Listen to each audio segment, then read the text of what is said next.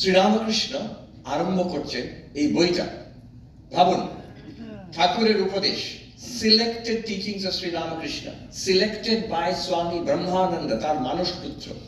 এই সিলেকশনের মধ্যে 1 2 3 4 করে দেওয়া হয়েছে। 1 2 3 4 এর মধ্যে নাম্বার 1 টিচিং, নাম্বার 1 প্রথমেই আরম্ভ হচ্ছে।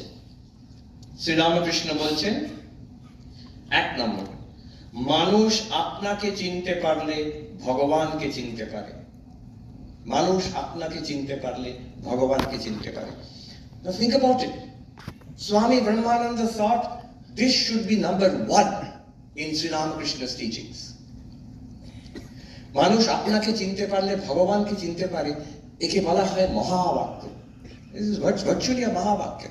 বেদান্ততে আমরা মহাবাক্যের কথা বলি। সমগ্র উপনিষদ, যা all the teachings of the Upanishads can be summed up in one sentence. Those sentences are called mahavakyas. Tattvamasi, tumi সেই, aham brahmasmi, আমি ব্রহ্ম, প্রজ্ঞানম ব্রহ্ম, ব্রহ্ম হচ্ছে চৈতন্য, আমাদের মধ্যে যে জ্ঞান হচ্ছে সেটাই আসলে ব্রহ্ম। আয়াম আত্মা ব্রহ্ম, এই দিস ভেরি সেলফ, আমি।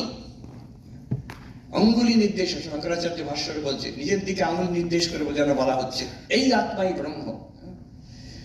একে বলা হয় মহাবাক্য। মহাবাক্য ডেফিনেশন কি?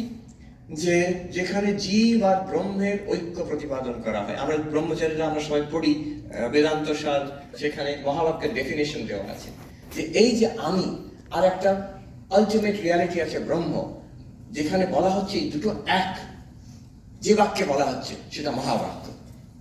জীব ব্রহ্ম ঐক্য প্রতিপাদন। তাই দেখুন এইখানে